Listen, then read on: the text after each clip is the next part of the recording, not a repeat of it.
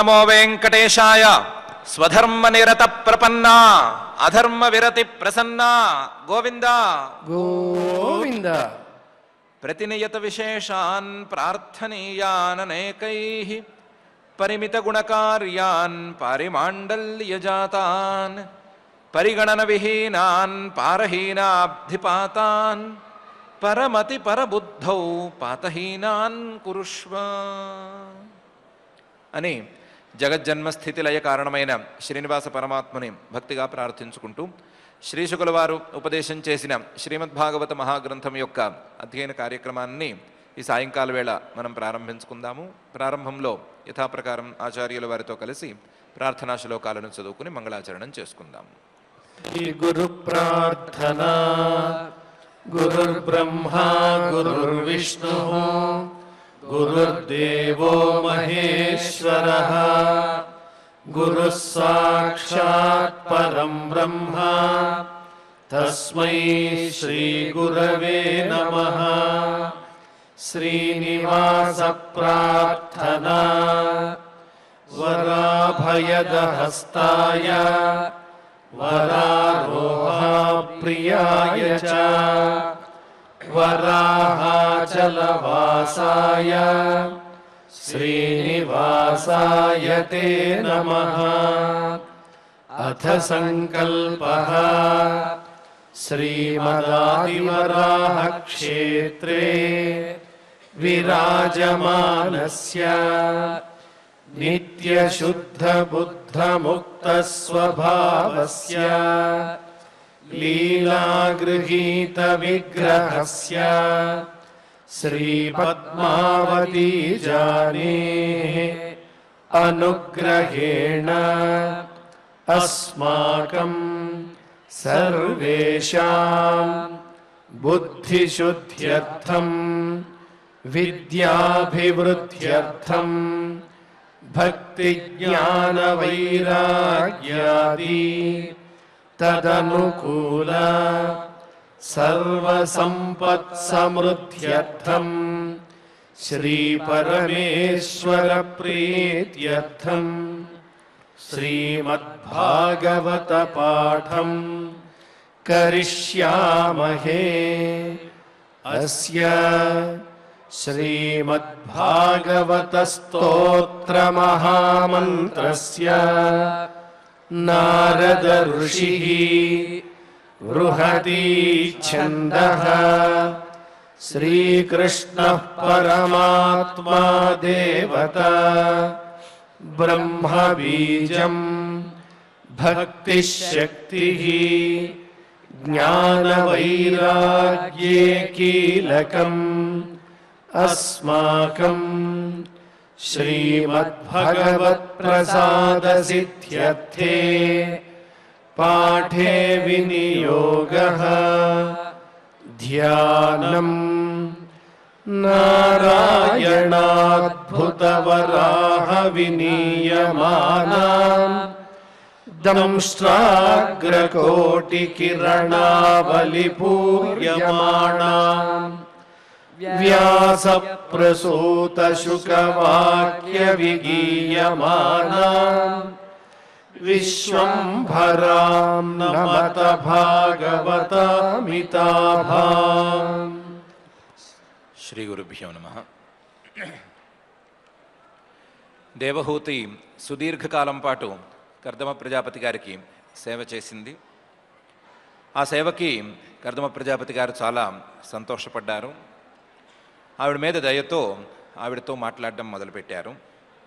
ఏమని మాట్లాడారు అనే విషయాన్ని మైత్రేయ మహర్షి గారు చెప్తున్నారు. కర్దమ ఉవాచ, కర్దమ ప్రజాపతి గారు అంటున్నారు, తుష్టోహమద్య తవ మానినిమానదాయాః శుశ్రూషయా పరమయా పరయా చ భక్త్యా యో దేహినాం అయమతీవ సుహృత్ స్వదేహః నవేక్షితః సముచితః క్షపితుం మదర్థే అని.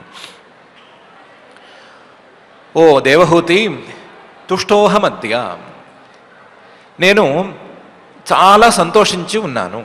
ఈరోజు చాలా సంతోషపడుతున్నాను. తుష్టోహమద్య.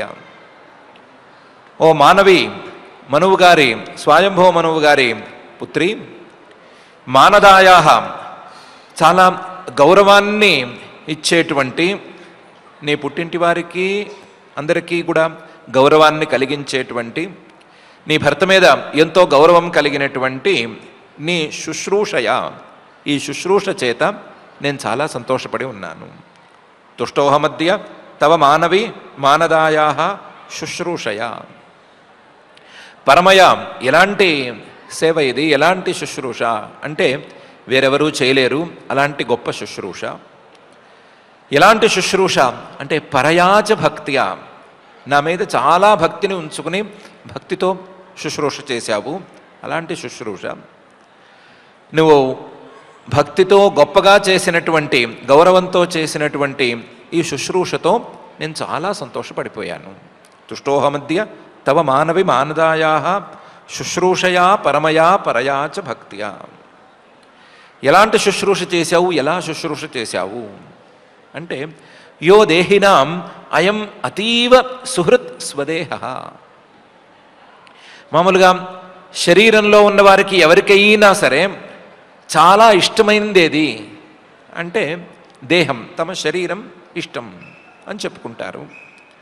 ఆ శరీరానికి ఏం కావాలో అది చేసుకుంటారు. తమకి ఎంత ఇష్టమైన పదార్థమైనా, ఎంత ఇష్టమైన వస్తువులైనా సరే శరీరానికి కనుక కష్టం కలిగేట్లుగా ఉంటే వాటి జోలికి పోకుండా ఉండేందుకైతే ప్రయత్నం చేసుకుంటారు. తమ శరీరాన్ని స్నేహితుడిగా భావించి శరీరంతో కలిసి ఉండటానికి ఇష్టపడతారు, శరీరానికి తగ్గట్లుగా ఉండటానికే ఇష్టపడతారు. యో దేహినాం అయం అతీవ సుహృత్ స్వదేహ. ఇలాంటి శరీరాన్ని కూడా నువ్వు లెక్క చేయలేదు. నావేక్షిత, అందులోనూ నీ శరీరం మిగతా వాళ్ళ శరీరం కంటే గొప్ప శరీరం, నీ దేహం మిగతా వాళ్ళ కంటే గొప్ప దేహం, స్వయంభువమనువు గారే కలిగింపజేసినటువంటి శరీరం. అలాంటి శరీరం సముచిత, చాలా గొప్పదైనటువంటి శరీరం, దీన్ని కూడా నువ్వు లెక్క చేయలేదు. మామూలుగా సామాన్య మానవులు లెక్క చేసేంత స్థాయిలో లెక్క చేయలేదు. వాళ్ళకంటే గొప్పదైనటువంటి శరీరమైనా సరే నువ్వు లెక్క చేయలేదు. నావేక్షిత సముచిత క్షపితుం మదర్థే. నా ఈ సేవలో పడిపోయి ఆ శరీరం చిక్కిపోతున్నా, బక్క చిక్కిపోతున్నా సరే, కాంతి కోల్పోతున్నా, మట్టి కొట్టుకుపోతున్నా సరే, జడలు కొట్టుకుపోతున్నా సరే, ఎలా ఉన్నా సరే నువ్వేమీ లెక్క చేయలేదు. నీ శరీరాన్ని, ఆ శరీరం మీద ఉండేటువంటి ప్రేమను లెక్క చేయకుండా నా మీద గౌరవంతో, నా మీద భక్తితో నాకు శుశ్రూష చేశావు. ఈ శుశ్రూషకి నేను చాలా సంతోషపడిపోతున్నాను అని కర్దమ ప్రజాపతి గారు భార్య దేవహూతితో అంటున్నారు. తుష్టోహమద్య తవ మానవి మానదాయా శుశ్రూషయా పరమయా పరయాచ భక్త్యా యో దేహినాం అయమతీవ సుహృత్ స్వదేహ నావేక్షిత సముచిత క్షపితుం మదర్థే అనే ఈ శ్లోకంలో. నువ్వు సంతోషపడితే ఏం చేస్తావు అని మనం అడిగితే దానికి ఆయన భార్యతో చెప్తున్నారు. ఏమే స్వధర్మ నిరతస్య తపస్సమాధి విద్యాత్మయోగ విజితా భగవత్ ప్రసాదా తానేవతే మదను సేవనయా అవరుద్ధాన్ దృష్టిం ప్రపశ్య వితరామ్యభయాన్ అశోకాన్ అని అంటున్నారు. నేను సంతోషపడ్డాను కదా, సంతోషపడినందుకు ఫలితం ఏంటి అంటే నేను నా సాధనతో ఎన్నెన్నో సిద్ధులను అందుకున్నాను. ఎలాంటి సాధన నాది? స్వధర్మ నిరతస్య, నా ధర్మాన్ని నేను తప్పకుండా, ఇంతవరకు అయితే బ్రహ్మచారిగా ఉన్నాను, పెళ్ళయ్యేంత వరకు, పెళ్ళైన తర్వాత గృహస్థుడిగా ఉన్నాను. బ్రహ్మచర్యాశ్రమంలో ఏ ధర్మాలను పాటించాలో వాటిని చక్కగా పాటించాను, గృహస్థాశ్రమంలో ఏ ధర్మాలను పాటించానో వాటిని చక్కగానే పాటించాను, అది కూడా చూశావు. నా ధర్మంలో నేను మునిగిపోయి ఉన్నాను. స్వధర్మ నిరతస్య, ప్రేమగా నా ధర్మాన్ని నేను శ్రద్ధగా ఆచరించుకుంటూ వస్తున్నాను. అలాంటి సాధన. ఆ ధర్మంతో పాటుగా తపస్సు చేశాను, 3 రకాల తపస్సు చేశాను. శరీరంతోనూ, మనస్సుతోనూ, వాక్కుతోనూ తపస్సులో మునిగిపోయి ఉన్నాను. సమాధి ఏకాగ్రతతో నేను పరమాత్మనే ధ్యానిస్తూ వచ్చాను. విద్య, ఆ పరమాత్మనే ఉపాసిస్తూ కూడా వచ్చాను. దీనికి తోడు ఆత్మయోగ, వీటన్నిటిలోనూ నా మనస్సును చాలా శ్రద్ధగా నిలబెట్టాను.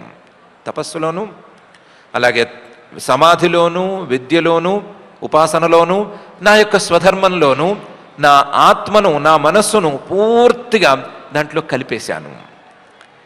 ఇలా నేను సాధన చేసుకున్నందువలన ఒక సాధనంతో కాకుండా, ఒక తీరుతో కాకుండా 4 రకాల సాధనలతో నేను సాధన చేసుకున్నందువలన, లేదా 4 రెట్లు ఎక్కువగా నేను సాధన చేసుకున్నందువలన నేను చాలా గెలుచుకున్నాను. ఏమా గెలుచుకున్నాను? భగవత్ ప్రసాదాః, భగవంతుడి యొక్క రకరకాల అనుగ్రహాలను, రకరకాల తీరులలో ఆయన ప్రదర్శించేటువంటి అనుగ్రహాలను విజితాః నేను గెలుచుకున్నాను. ఏమే స్వధర్మ నిరతస్య తపస్సమాధి విద్యా ఆత్మయోగ విజితాః భగవత్ ప్రసాదాః. వీటన్నిటినీ కూడా ఏమే ఎన్నుంటే అన్నీ, వాటన్నిటినీ కూడా తానేవ, వాటన్నిటినీ కూడా తే మదను సేవనయా అనురుద్ధాన్ వితరామి. నాకు ఇంత సేవ చేసుకున్నావు కదా, నాకు సంతోషం కలిగేంత స్థాయిలో నీ శరీరాన్ని కూడా లెక్క చేయకుండా నా మనస్సును ఎరిగి ప్రవర్తించావు కదా, అను సేవ అని చేసుకున్నావు కదా, ఆ అనుసేవకి, నీవు చేసుకున్నటువంటి ఇంత గొప్ప సేవకి నేను వాటిని వితరామి ఇచ్చేస్తున్నాను, నీకు కూడా ఇచ్చేస్తున్నాను. నేను ఇస్తున్నాను అనేది కాదు, అవరుద్ధాన్ నువ్వే వాటిని సాధించుకున్నావు, నీవే నాకు సేవ చేయటం ద్వారా వాటన్నిటినీ సాధించుకున్నావు. అలాంటి సాధించుకున్న వాటిని నేను నీకు వితరామి, చక్కగా నాకు ఎన్ని సిద్ధులున్నాయో, నాకు ఎన్ని భగవద్ అనుగ్రహాలున్నాయో, నాకు ఎన్ని శక్తులున్నాయో అన్ని శక్తులను నీకు కూడా పంపిణీ చేస్తున్నాను, అన్ని సిద్ధులను నీకు కూడా ఇస్తున్నాను. దృష్టిం వితరామి, ఒక్కసారి నాకున్నటువంటి దివ్య దృష్టిని నీకు కూడా అందిస్తాను. ప్రపశ్య, ఒక్కసారి చూడు, నేను గెలుచుకున్న సిద్ధులు ఏ స్థాయిలో ఉన్నాయి, నేను తలుచుకుంటే ఏం చేయగలను అని నాకున్న దివ్య దృష్టినే నీకు కూడా ఇస్తాను. ఒకసారి చూడు, నేనేం చేయగలను అంటే నీకు కావలసినటువంటి అన్ని రకాల సౌకర్యాలను చేయగలను, అన్ని రకాల సుఖాలను ఇచ్చేటువంటి సౌకర్యాలను నేను చేయగలను. దానికి తోడు అభయాన్ అశోకాన్, నేను అందించేటువంటి ఆ సౌకర్యాల్లో ఏ రకమైనటువంటి భయము ఉండదు. ఇది తీరిపోతుందేమో, అయిపోతుందేమో, పాడైపోతుందేమో, లేదా ఎప్పటికోప్పుడు ఉన్నట్టుండి కనిపించకుండా పోతుందేమో లాంటి భయాలు రానే రావు. లేదా ఈ సౌకర్యాలను అనుభవిస్తే పొరపాటున మనం ఏమన్నా నరకాలకు పోతామేమో, లేదా తర్వాత ఇబ్బంది పడతామేమో, రోగాలు వస్తాయేమో, రోష్టులు వస్తాయేమో, ఇలాంటి భయాలు కూడా లేవు. అశోకాన్, ఈ సౌకర్యాలను అనుభవించటం మొదలు పెడితే శోకం అనేది కనీసం దరిచేరదు అనే స్థాయిలో ఉంటాయి. అలాంటి సౌకర్యాలను నేను సృష్టి చేయగలను, అలాంటి సౌకర్యాలను నీకు కూడా అందించగలను, నిన్ను కూడా సుఖపెట్టగలను. వాటన్నిటినీ ఏమి చేయగలను అని నేనే ఒకసారి నీకు దివ్య దృష్టినిస్తాను, చూసుకో అని కర్దమ ప్రజాపతి గారు దేవహూతితో అంటున్నారు. ఏమే స్వధర్మ నిరతస్య తపస్సమాధి విద్యాత్మయోగ విజిత భగవత్ ప్రసాదాః తానేవతే మదను సేవనయా అనురుద్ధాన్ దృష్టిం ప్రపశ్య వితరామ్యభయాన్ అశోకాన్ అనే ఈ శ్లోకంలో. సమయానికి మనం ఉండకపోయాం, కానీ ఉంటే ఒక మాట అడిగి ఉండొచ్చు, ఆయన్ని ఓ ప్రశ్న వేయచ్చు, లేదా కొక్కిరాయిలాగా కూడా అడగచ్చు. ఇంత యోగశక్తిని సాధించుకున్న తర్వాత యోగశక్తితో సౌకర్యాలను నిర్మించటం ఎందుకు, ఆ సౌకర్యాలలో ఆవిడ్ని ముంచి తేల్చటం ఎందుకు, ఆ సౌకర్యాల కోసం యోగశక్తిని వేస్ట్ చేసుకోవటం ఎందుకు, వాటి బదులు హాయిగా మామగారింటికి వెళ్ళిపోతే సరిపోతుంది కదా. మామగారు ఎలాగూ చక్రవర్తి భూమండలం మొత్తానికి, ఆయన ఇంట్లో లేని సౌకర్యాలు ఉండవు, రాజభవనాలు, రాజభోగాలు చాలా ఉంటాయి కదా. మామగారింటికి వెళ్ళిపోతే సరిపోయేదానికి, కొంచెంలో పోయేదానికి ఇంత యోగశక్తి, ఇంత పెద్ద శ్లోకం, ఇంత హడావిడి ఎందుకు అని మనం అడిగి ఉండేవాళ్ళం. మనం అడిగినా అడగకపోయినా ఆయన దానికి సమాధానం మాత్రం చెప్పేస్తున్నారు. అన్యే పునర్భగవతో భ్రువ ఉద్విజృంభ విభ్రంశితార్థ రచనా కిమురు విక్రమస్య సిద్ధాసి భుంక్ష్వ విభవాన్ నిజ ధర్మదోహాన్ దివ్యాన్ నరైర్దురధిగాన్ నృప విక్రియాభి అని అంటున్నారు. మీ నాన్నగారింటికి వెళ్ళొచ్చు, లేదా భోగాలు చాలా ఎక్కువగా ఉండే స్థాయిలో ఉండే ప్రదేశాలకు వెళితే వెళ్ళొచ్చు, తప్పేం లేకపోవచ్చు. కానీ అన్యే పునర్భగవతో భ్రువ ఉజృంభ ఉద్విజృంభ విభ్రంశితార్థ రచనా. మనం ఎక్కడికి వెళ్ళినా సరే ఆ ప్రాంతాలన్నీ ఎలా ఉంటాయి అంటే భగవతః భువ ఉద్విజృంభ మాత్రేణ, పరమేశ్వరుడు ఒక్కసారి కనుబొమ్మలు పైకి ఎగరేసేస్తే ఆయనకి ఏమైనా వీటి కాలం తీరిపోయింది అని అనిపించి, వీటికి ఇంకా ఇక్కడ మనుగడ అక్కర్లేదు అని అనిపించిన వెంటనే కనుబొమ్మలు ఒక్కసారి ఎగరేసేస్తే భువ ఉద్విజృంభ, ఆ కనుబొమ్మలు ఎగరేసేస్తే ఇవి కాస్త ఎగిరిపోతాయి. విభ్రంశితార్థ రచనా, అంతవరకు చాలా అందంగా కనిపించినవన్నీ కూడా చాలా అందంగా ఆహా ఇలాంటి ప్రదేశమే లేదు అని అనిపించే స్థాయిలో ఉన్నా సరే ఒక్కసారి ఆయన కనుబొమ్మలు ఎగరేస్తే అయిపు లేకుండా పోతాయి. చాలా అందంగా కనిపించేటువంటి అడవి, ఏదో నేషనల్ పార్క్నో ఇంకోటనో పేరు పెట్టుకున్నారు, చాలా బాగుంది, ఇలాంటి చోట ఉండటం చాలా హాయిగా ఉంది, ప్రకృతి ఆక్సిజన్ను ఇంకోటి అని అనుకునే లోపలే ఓ తుఫాన్ గాలి వచ్చి మొత్తం అడవిని మొత్తాన్ని కింద పడేయటం లేదా? ఇలాంటివి అన్నిటికీ సహజంగానే ఉండటం లేదా? కాబట్టి మనం ఎక్కడికి వెళ్ళినా సరే ఆ ప్రాంతం మీద పరమాత్మకు గనక సమయం చాలిపోయింది అని అనిపిస్తే, సరిపోయింది, అయిపోయింది, తీరిపోయింది అని అనిపిస్తే ఆయన ఒకసారి కనుబొమ్మలు ఎగరేసేస్తాడు. ఎగరేస్తే ఇవి కాస్త ఎగిరిపోతాయి.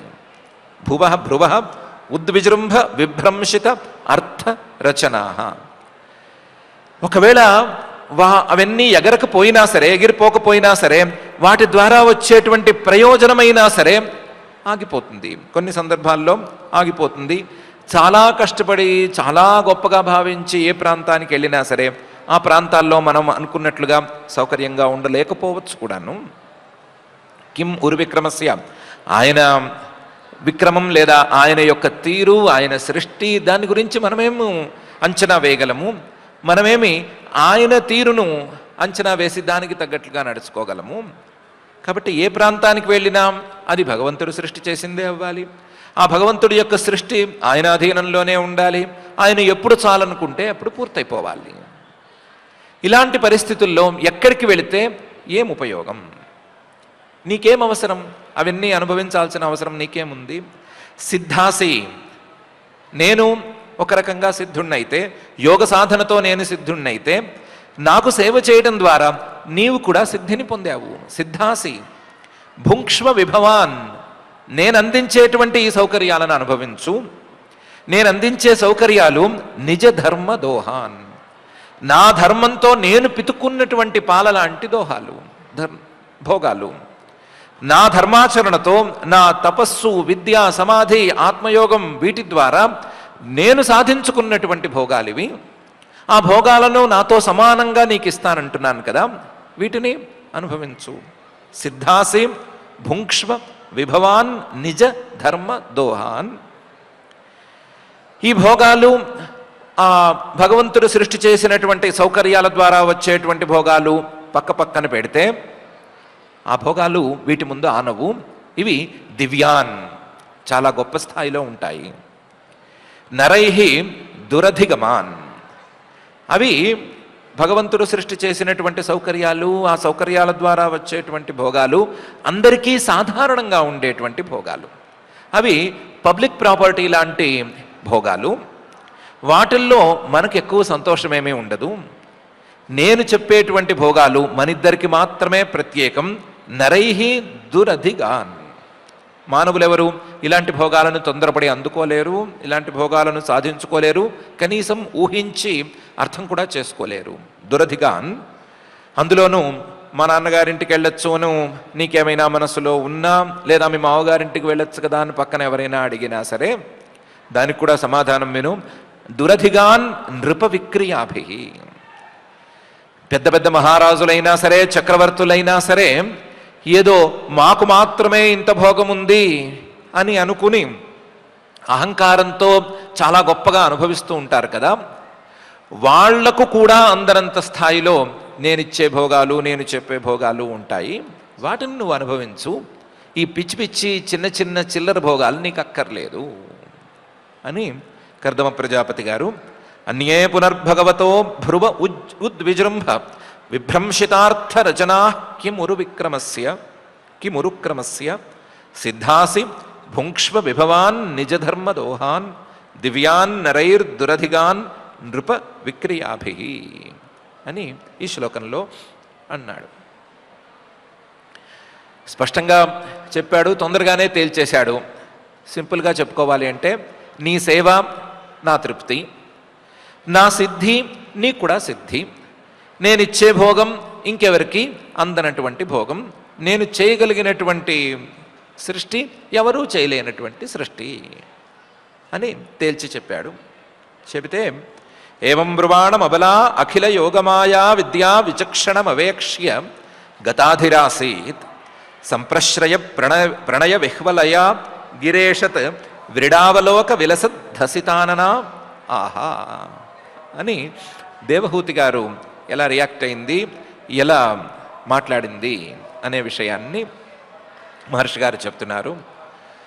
ఏవం బ్రువాణం కర్దమ ప్రజాపతి గారు ఇలా చెప్పేసరికి అబల అంతవరకు బలం లేనట్లుగా, నాకేమీ బలం లేదు, నా పుట్టింటి వారి బలం ఏమీ లేదు, ఈయనకి సేవ చేసుకోవటమే నాకు పరమావధి అన్నట్లుగా ఉండేటువంటి ఆ దేవహూతి అఖిల యోగ మాయా విద్యా విచక్షణం, అఖిల యోగాలను గురించి లేదా అఖిల యోగ మాయలను గురించి ఉపాసనల గురించి బాగా జ్ఞానం ఉండేటువంటి ఆ కర్దమ ప్రజాపతి గారు ఇలా మాట్లాడుతుంటే, అందులోనూ జ్ఞానం అంటే కేవలం జ్ఞానం మాత్రమే కాదు, వాటిని ఎలా ఆచరించుకోవచ్చు, వాటిని ఎలా వశపరుచుకోవచ్చు, వాటితో ఎలా పని చేయించుకోవచ్చు అని కూడా బాగా తెలిసినటువంటి కర్దమ ప్రజాపతి గారు ఇలా మాట్లాడుతుంటే అఖిల యోగ మాయా విద్యా విచక్షణం అవేక్ష్య, చూసి ఆయన మాటలు విని కూడా కాదు, ఇలా మాట్లాడుతున్నాడు, నోరు విప్పి ప్రేమగా మాట్లాడుతున్నాడు అని చూసిన వెంటనే గతాధిరాసీత్, మనసులో ఉంచుకున్నటువంటి చిన్న చిన్న బాధల్ని లేదా చిన్న చిన్న సందేహాలని అన్నిటినీ ఆ క్షణాన వదిలిపెట్టేసుకుంది. మనసులో ఉన్న సందేహాలు బాధలు ఏముంటాయి అంటే, ఈయన మాట్లాడటం లేదు, నోరెత్తి ఒక్క మాట కూడా నోరు తెరిచి ఒక్క మాట కూడా మాట్లాడటం లేదు, నా సేవలు ఈయనకి సరిపోతున్నాయా సరిపోవటం లేదా అని అర్థం కావటం లేదు, నా సేవలు ఇంతకంటే పై స్థాయిలో ఉండాలని అనుకుంటున్నాడా లేదా నేను ఇంకో రకంగా ఉండాలని అనుకుంటున్నాడా అని సరిగ్గా తెలియటం లేదు, సరిగ్గా నాకు అర్థం చేసుకునేటువంటి శక్తి లేదు అనేటువంటి మానసిక బాధలు చిన్న చిన్నవి ఈవిడికి మనసులో ఉన్నాయి. అవన్నీ కూడా ఈ నోరు తెరిచి మాట్లాడంగానే, నోరు విప్పి ఈ రెండు మాటలు మాట్లాడంగానే తొలగిపోయినాయి. విద్యా విచక్షణం అవేక్ష్య గతాధిరాసీత్. ఆయన ఓ మాట అన్నాడు, దానికి తిరిగి సమాధానం చెప్పాలి కదా, సమాధానం చెప్పాలి అని పాపం అనుకుంది. అనుకునేసరికి మనస్సులో వినయం పొంగుకొచ్చింది, సంప్రశ్రయం. ఆ వినయం ఉన్నా సరే, వినయంతోనైనా సరే మాట్లాడాలి కదా అని అనుకునే లోపల ప్రణయం, ఆయన మీద ఉండేటువంటి ప్రేమ ఇంకోవైపు నుంచి తన్నుకొచ్చింది. ఈ వినయము ప్రణయము ఈ రెండు కూడా కలిసి కొట్టుకుంటూ ఉండేసరికి విహ్వలయ, ఆవిడ కదిలిపోయింది, ఆకులాగా కదిలిపోయింది. సంప్రశ్రయ ప్రణయ విహ్వలయ, ఆ కదిలిపోవటం, కదలిక అనేది ఆవిడ మాట్లాడదలుచుకున్నటువంటి మాటల్లో బయటపడిపోయింది. ఆవిడైతే చిగురుటాకులా ఏమీ ఊగిపోలేదు. ఆ మనసులో ఉండేటువంటి కదలిక, వినయము ప్రేమ ఈ రెండు ఒకదానికొకటి మీద పడేసరికి వచ్చినటువంటి కదలిక గిర మాటల్లో బయటపడిపోయింది. దీనికి తోడు ఆవిడేదో మాట్లాడదామని అనుకునే లోపల వ్రీడ, సిగ్గు ముంచుకొచ్చింది. సిగ్గు ముంచుకొచ్చి చూద్దామనుకున్నటువంటి చూపులు కూడా కిందకి దిగేలాగా, చూపులు కిందకి వాలేలాగా చేసేసరికి ఈషత్ వ్రీడావలోక విలసద్ధసితానన, వీటన్నిటినీ గమనించుకునేసరికి నాకున్నది వినయమా లేదా ఈయన మీద ఉండేటువంటి ప్రేమ లేదా సహజంగా నాకుండేటువంటి సిగ్గా లేదా మాట్లాడాలని కోరిక, ఈయనకి సమాధానం చెప్పాలి అనేటువంటి అభిప్రాయమా, ఏముంది నాకేముంది అని తెలుసుకుందాం అనుకునే లోపల ఆవిడకే తెలియకుండా చిన్నపాటి చిరునవ్వు కూడా వచ్చేసింది. ఈషత్ హసితాననా, అందులోనూ ఆవిడ మొహం మీద ఆ చిరునవ్వు చాలా అందంగా అమరింది. విలసత్ హసితాననా, ఆహా, భర్తతో మాట్లాడింది. ఈవిడ ఈ చిరునవ్వు నవ్వితే తలకాయ వంచుకొని సిగ్గుపడుతున్నట్లుగా ఉండి వినయాన్ని ప్రదర్శిస్తూ ప్రేమను ప్రదర్శిస్తూ ఉంటేనే ఆయనకి విషయం ఏంటో అర్థమైపోవాలి. కానీ ఆవిడ తన బాధ్యత కాబట్టి మాట్లాడితే ఓ సమాధానం అంటూ ఒకటి చెప్పాలి కాబట్టి ఆవిడ మాట్లాడటం ప్రారంభించింది.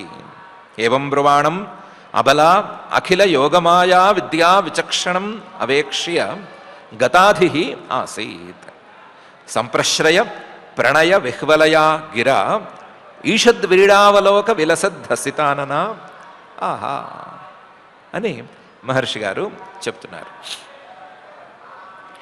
మహర్షి గారు పాపం కష్టపడి 3 శ్లోకాల్లో మాట్లాడితే కర్దమ ప్రజాపతి గారు ఈవిడ 2 శ్లోకాల్లోనే పూర్తి చేసేసింది. 2 శ్లోకాలలో ఆయన అడిగిన దానికి సమాధానం మాత్రమే కాకుండా తన జీవిత లక్ష్యాన్ని ఆయన తాలూకు జీవిత లక్ష్యాన్ని అన్నిటినీ కలిపి కొట్టేసి మాట్లాడింది. ఏమని మాట్లాడింది? రాద్ధంబ తద్విజవృషైతదమోఘ యోగమాయాధిపే త్వయి విభో తదవైమి భర్తః యస్తేభ్యధాయ సమయః సకృదంగ సంగో భూయాద్గరీయసి గుణ ప్రసవస్సతీనాం అని మాట్లాడింది. పైన ఇంకో శ్లోకంలోనూ మాట్లాడింది.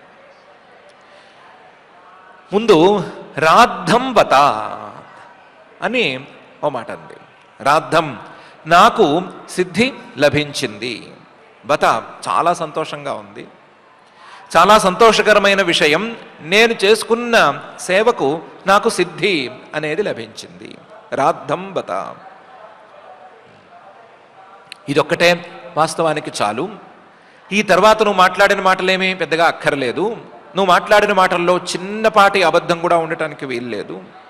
ద్విజవృష, ఓ కర్దమ ప్రజాపతి, ఏతత్ రాద్ధం, నువ్వు చెప్పినవన్నీ కూడా తప్పనిసరిగా నిజంగానే ఉంటాయి. ఏమని? భోగాలు, వాటి యొక్క తీరులు, నువ్వు సృష్టించగలిగినటువంటి భోగాలు, వీటన్నిటి గురించి నువ్వు చెప్పావు కదా, అవన్నీ కూడా అలాగే ఉన్నాయి.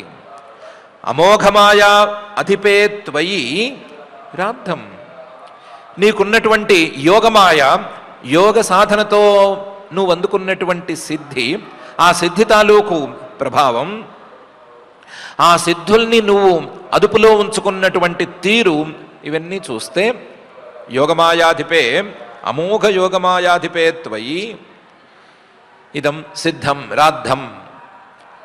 నీకున్నటువంటి ఏ సిద్ధి వ్యర్థమైన సిద్ధి కాదు, అమోఘమైనటువంటి సిద్ధి.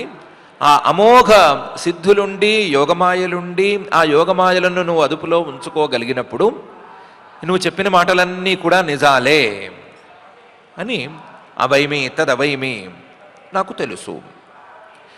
ఎలా తెలుసు? విభో, నువ్వు సమర్థుడవని తెలుసు. భర్త, నువ్వు చాలా నా మీద ప్రేమతో మాట్లాడుతున్నావు కాబట్టి నాతో అబద్ధం చెప్పవు అని కూడా తెలుసు. నువ్వు నా మీద ఇంత ప్రేమగా మాట్లాడుతున్నావు కాబట్టి నాతో అబద్ధం చెప్పవు. నీకున్నటువంటి సామర్థ్యాన్ని పరిగణనలోకి తీసుకుంటే నీ మాటలకు అబద్ధం అనేది అంటనే అంటదు అని కూడా తెలుసు. రాద్ధంబత ద్విజవృషైతత్ అమోఘ యోగ మాయాధిపే త్వయి విభో తదవైమి భర్త. అయితే నువ్వు కోరుకోమన్నావు కదా, ఆ కోరుకోమన్న వాటిల్లో నాకేం పెద్దగా ఆసక్తి లేదు. నువ్వు కోరుకోమన్న వాటికంటే కూడా నువ్వు పెళ్లి చేసుకునే ముందు పెట్టావు కదా ఒక కండిషన్ను, యస్తే అభ్యధాయి. పెళ్లి కోసం మా నాన్నగారు నీ దగ్గరికి తీసుకొచ్చినప్పుడు నువ్వు చెప్పిన మాట ఉంది కదా, యస్తే అభ్యధాయి. అందులోనూ సమయ, నువ్వు ఒక నియమం పెట్టావు. ఈ పెళ్లికి ఉండేటువంటి నియమం, సంతానం కలిగేంత వరకే నేను గృహస్థాశ్రమంలో ఉంటాను, ఆ తర్వాత వైరాగ్యంతో సన్యాసాశ్రమానికి వెళ్ళిపోతాను అని పెట్టావు కదా. సమయ సకృత్ అంగసంగో భూయాత్. ఆ సమయాన్ని, ఆ ప్రతిజ్ఞను లేకపోతే ఆ నియమాన్ని నువ్వు పూర్తి చెయ్యి. ఏ నియమం అది? సంతానాన్ని ప్రసాదించటం అనేటువంటి నియమాన్ని పూర్తి చేసేయి. సకృత్ ఎలాగా అంటే నువ్వు ఎలా చెప్పావో అలాగే అయ్యేటట్లుగా నాకు పూర్తి చేసేయి. సకృత్ అంగసంగ భూయాత్. అదేంటి మరి, సంతానం కలిగితే నేను వెళ్ళిపోతానని చెప్పాను కదా, అలాంటప్పుడు ఏం కావాలి కోరుకో అంటే సంతానం కోరుకుంటున్నావెందుకు అని నువ్వు అడగచ్చు. కానీ భూయాత్ గరీయసి గుణ ప్రసవసతీనాం అనే మాట మనసులో ఉంచుకుంటే సమాధానం వచ్చేసినట్లుంటుంది. సతీనాం మంచి స్త్రీలకు, గుణ అంతవరకు వారి మంచితనము, వాళ్ళ గొప్పదనము, వీటన్నిటితో పాటు మరొక్క గుణం, మరొక్క గొప్పదనం ఏమవ్వచ్చు అంటే ప్రసవ, సంతానం కావచ్చు. సంతానమే స్త్రీలకు చాలా ఎక్కువగా కావాలి అని కోరుకోవలసినటువంటి విషయం, స్త్రీలు కోరుకునేటువంటి విషయం. అందులోనూ గరీయసి, నీలాంటి మహానుభావుడు గొప్పవాడు పతిగా ఉన్నప్పుడు నీలాంటి వాడి ద్వారా సంతానం కావాలి అనేటువంటి కోరిక తీరటమే ఎవరికైనా సరే గొప్ప గుణము. గరీయసి గుణ ప్రసవసతీనా. కాబట్టి నీ ద్వారా సంతానం కలగటం అనే అంశం ముందు, నువ్వు సంతానం కలిగిన తర్వాత సన్యాసాశ్రమానికి వెళ్ళిపోతావు అనే విషయం పెద్ద విషయమే కాదు. ఎలాగో ఆ నియమం పెట్టుకునే వచ్చావు, ఆ నియమంతో ఆ కండిషన్తోనే వచ్చాము, దాన్ని నేను మనసా అంగీకరించాను కాబట్టి అదేం విషయం కాదు. నీలాంటి మహానుభావుడి యొక్క సంతానాన్ని కనటం అనేది చాలా గొప్ప గుణం. కాబట్టి నీ ప్రతిజ్ఞను, నీ సమయాన్ని నువ్వు నెరవేర్చుకో అని దేవహూతి గారు, సంతానాన్ని నాకు ప్రసాదించు, సంతానాన్ని ప్రసాదించటం అనేది జరిగితే నువ్వు సన్యాసాశ్రమానికి వెళ్ళిపోతావు అని నాకు తెలిసినా నేను ప్రార్థిస్తున్నాను, తెలిసే ప్రార్థిస్తున్నాను అనే విషయాన్ని చెప్పింది. రాద్ధంబత ద్విజ వృషైత అమోఘయోగ మాయాధిపే త్వయి విభో తదవైమి భర్త యస్తేభ్యథాయి సమయ సకృతంగ సంగో భూయాద్ గరీయసి గుణ ప్రసవసతీనాం అనే శ్లోకంలో దేవహూతి గారు ఇలా చెప్పింది. అయితే ఇవిడేం తక్కువది కాదు, చాలా గట్టిది. మనిషి ఎక్కువ మాట్లాడదు కానీ చాలా అర్థాలకు తోచేటట్లు మాట్లాడటంలో సమర్థురాలు. అందుకని పై శ్లోకంలో అంటోంది, తత్రేతి కృత్యముపశిక్షయథోపదేశం ఏనైషమే కర్షితోతిరిరంసయాత్మా సిద్ధ్యేతతే కృతమనోభవధర్షితాయా దీనః తదీశ భవనం సదృశం విచక్ష్వా అని అంటోంది. ఇప్పుడు సంతానం కలగాలి అంటే దానికి దారేంటి అని చెప్పు.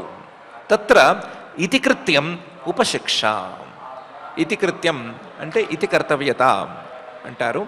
ఏదైనా పని చేయాలి అనుకున్నప్పుడు ఆ పని చేసేందుకు వీలైనటువంటి దారులు ఏమిటి అని తెలుసుకునే విధానాన్ని ఇతి కర్తవ్యత అని అంటారు. ఆ ఇతి కర్తవ్యతాం ఉపశిక్ష. ఆలోచించు, ఆలోచించి నాకు కూడా చెప్పు, లేదా దానికి తగ్గ ఏర్పాట్లు చేసేయి. తత్ర ఇతి కర్తవ్యం ఉపశిక్ష. అందులోనూ యథోపదేశం, శాస్త్రంలో విహితమైనటువంటి రీతిలోనే అది ఉండేటట్లుగా చూడు. ఎన్నెన్నో శాస్త్రాలు సంతానాన్ని ఎలా కనాలి అనే విషయాలను చెబుతాయి కదా, వాటన్నిటినీ ఒకసారి ఆలోచించి దానికి తగ్గ ఏర్పాట్లు చెయ్యి.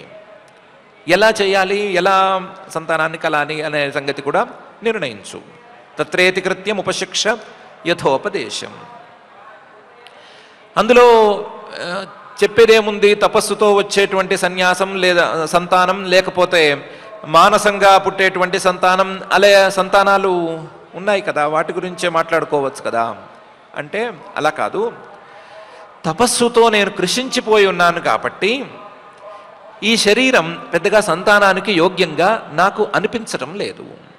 ఏనైషమే కర్షితో అతిరిరంసయా ఆత్మ సిద్ధ్యేత. ఈ శరీరం తపస్సుతో బాగా కృషించిపోయింది, ఇలాంటి శరీరంతో సంతానం కనటం అనేది సాధ్యం కాదు. నసిద్ధ్యేత. ఈ శరీరం అనేది దానికి యోగ్యంగా ఇప్పుడు లేదు. అసలు వాస్తవానికి నిన్ను చూసినప్పుడు కృత మనోభవ ధర్షితాయా నిన్ను చూడంగానే నాకు నీలాంటి వాడు పతి కావాలి అనేటువంటి కోరిక శరీరంలో ఉంటూ ఉండేది. కానీ ఇప్పుడు కనీసం శరీరం ఏ పనికి యోగ్యంగా లేకుండా కేవలం తపస్సుకి, వ్రతాలకి, ఉపవాసాలకి, ఇలాంటి వాటికి మాత్రమే యోగ్యంగా ఉంది. ఈ శరీరం చాలా దీనంగా ఉంది, చిక్కి శల్యమైపోయి ఉంది. ఇలాంటి శరీరంతో సంతానం కనటం అనేది అయ్యే పని కాదు. బై ద వే, మనం ఉన్న ఈ పర్ణశాల ఏమీ సంతానానికి వీలుగా లేదు. కనీసం ఒక ఉయ్యాల సవ్యంగా వేసుకోవాలన్నా కూడా ఇక్కడేమీ సౌకర్యం లేదు. సంతానం కలగటానికి వీలైన వాతావరణం ఇక్కడేమీ లేదు. కాబట్టి తదీశ, ఓ సమర్థుడా, భవనం సదృశం విచక్ష్వ, ఆ సంతానానికి వాటికి కావలసినటువంటి సరి అయిన భవనాన్ని కూడా ఆలోచించి నిర్ణయించు అని ఈ శ్లోకంలో చెప్పింది. ఒకటి, ఈ శరీరం పూర్తిగా తపస్సులకు అంకితమైపోయింది, నీ సేవకు అంకితమైపోయింది, సంతానానికి ఇది యోగ్యంగా లేదు. రెండు, మనమున్న ప్రాంతం అనేది తపస్సులకే యోగ్యంగా ఉండే ప్రాంతమే కానీ ఈ సంతానానికి ఇలాంటి వాటికి యోగ్యమైన ప్రాంతం కాదు. కాబట్టి నా శరీరాన్ని మార్చవలసి ఉంటుంది, ఇక్కడ ఉండేటువంటి సౌకర్యాలను కూడా నువ్వు మార్చవలసి ఉంటుంది. ఏం చేయాలి, ఎలా చేయాలి, దానికి శాస్త్రాలు ఏం చెప్తున్నాయి, యోగశాస్త్రం ఏం చెప్తోంది, మిగతా శిల్పశాస్త్రాలు ఏం చెప్తున్నాయి, ఎక్కడ ఎలా భవనాలు కట్టుకోవాలని చెప్తున్నాయి, వీటన్నిటినీ ఆలోచించి శాస్త్రం ప్రకారం ఈ విషయంలో ఇతి కర్తవ్యతాం ఉపశిక్ష అని దేవహూతి గారు చక్కగా చెప్పింది. అనడానికి రెండు మాటలు అంది కానీ మొత్తం ఇందులో కూర్చేసింది. ఒకే మాటతో చెప్పుకోవాలి అంటే ఇప్పుడున్న పరిస్థితులు ఏవి వాటికి అనుకూలంగా లేవు అని తేల్చేసింది. తేల్చి తత్రేతి కృత్యం ఉపశిక్ష యథోపదేశం ఏనైషమే కర్షితోతి రిరంసయాత్మ సిద్ధ్యేత తే కృత మనోభవ ధర్షితాయ దీనస్తదీశ భవనం సదృశం విచక్ష్వ అనే శ్లోకంలో తన అభిప్రాయాన్ని చెప్పి, ఆవిడ చెప్పంగానే కర్దమ ప్రజాపతి గారు చాలా సంతోషించారు. సంతోషించి ఏం చేశారు అని మైత్రేయ మహర్షి గారు చెప్తున్నారు. మైత్రేయ ఉవాచ ప్రియాయా ప్రియమన్విచ్చన్ కర్దమో యోగమాస్థితః విమానం కామగం క్షత్తః తర్హ్యేవ ఆవిరచీకరత్ అనే తీరులో చేశారు అని చెప్తున్నారు. భార్య మీద ఈయనకి ప్రేమ ఉంది, భార్య కాబట్టి, తనకు సేవ చేస్తున్నది కాబట్టి, ఎన్ని కారణాలు కావాలంటే అన్ని కారణాలతోనూ ఆవిడ మీద ప్రేమ ఉంది కాబట్టి ఆవిడ ప్రియురాలు. ఆవిడ కోరక ఒక కోరిక కోరింది, అందులోనూ తాను కోరమని చెబితేనే కోరిక కోరింది. అందువల్ల ఆవిడికి ఇష్టమైనట్లు ఉండటం కోసం ప్రియం అన్విచ్చన్, ఆవిడికి తగ్గట్లుగా ఆవిడికి ఇష్టం వచ్చేటట్లుగా ఉండటం కోసం కర్దమ ప్రజాపతి గారు వెంటనే నిర్ణయం తీసుకోవటం కాదు, వెంటనే అమలు చేసేశాడు. ఎలా అమలు చేశాడు? యోగమాస్థిత, తన యోగ బలాన్ని దానికి వినియోగించాడు. వినియోగించి విమానం కామగం క్షత్తః తర్హ్యేవ ఆవిరచీకరత్, ఒక విమానాన్ని సృష్టి చేశాడు. విమానం అంటే ఒట్టి ఫ్లైట్ కాదు, 7 అంతస్తుల భవనం, ఎక్కడికి కావాలంటే అక్కడికి వెళ్ళేందుకు వీలుగా ఎగరగలిగినటువంటి భవనం. అలాంటి భవనాన్ని తన యోగ బలంతో ఒక్కసారి సృష్టి చేశాడు. విమానం, అందులోనూ కామగం, ఎక్కడికి కోరుకుంటే అక్కడికి వెళ్ళిపోతుంది. అలాంటి భవనాన్ని క్షత్తః, ఓ విదురా, తర్హ్యేవ, ఆ క్షణంలోనే అప్పటికప్పుడు ఆవిరచీకరత్, ఉన్నటుండి కనిపించేలా చేసేసాడు.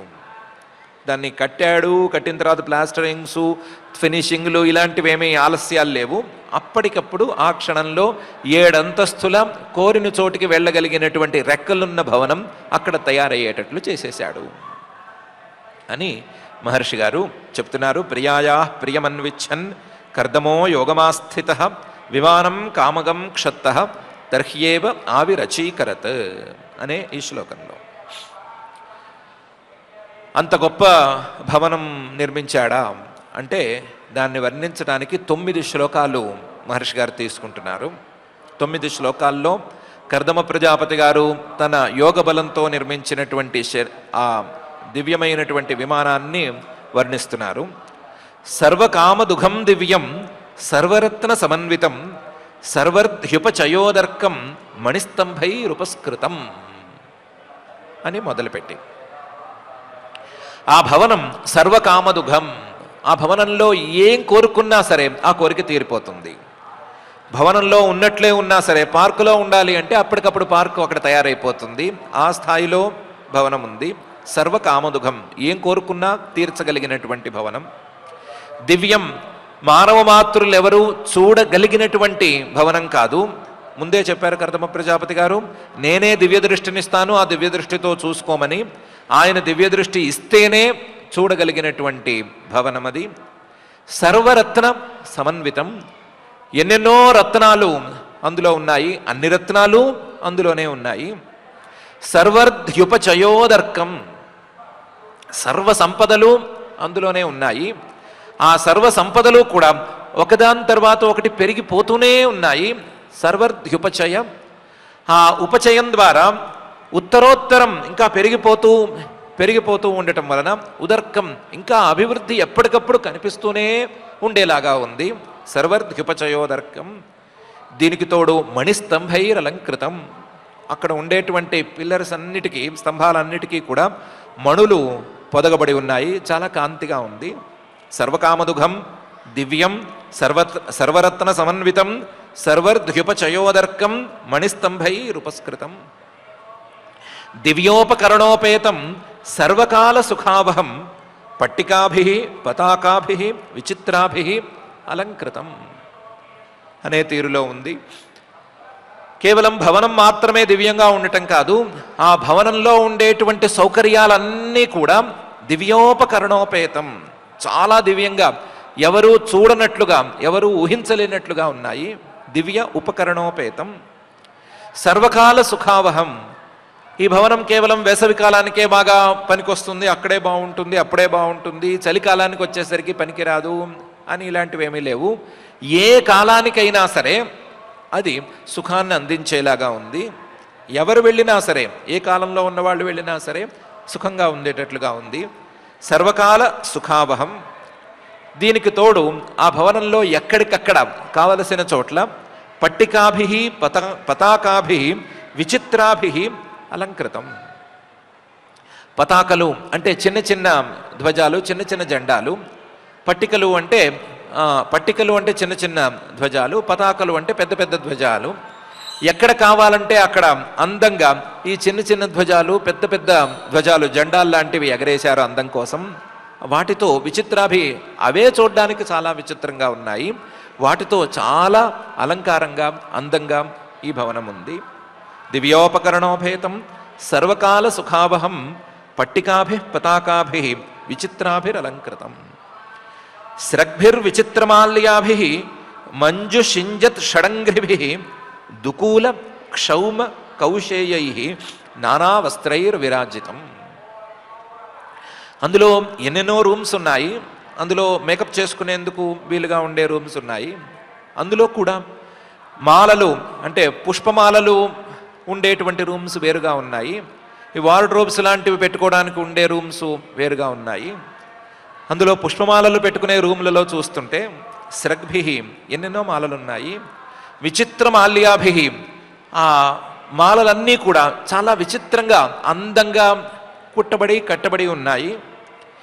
వీటికి తోడు ఆ మాలలే ఆభరణాలుగా, అలంకారాలుగా వేసుకోవాలి అని అందరూ అనుకుంటుంటే, ఎవరైనా అనుకుంటే మంజుషింజత్ షడంగ్రిభిః, వాటి మీద ఆభరణాలుగా తుమ్మెదలు లాంటి చిన్న చిన్న కీటకాలు వాలి ఉన్నాయి. అవన్నీ కూడా ఆభరణాలు ఎలాగైతే శబ్దాలు చేస్తాయి, మృదువుగా శబ్దాలు చేస్తాయో అలాంటి శబ్దాలను చేస్తున్నాయి.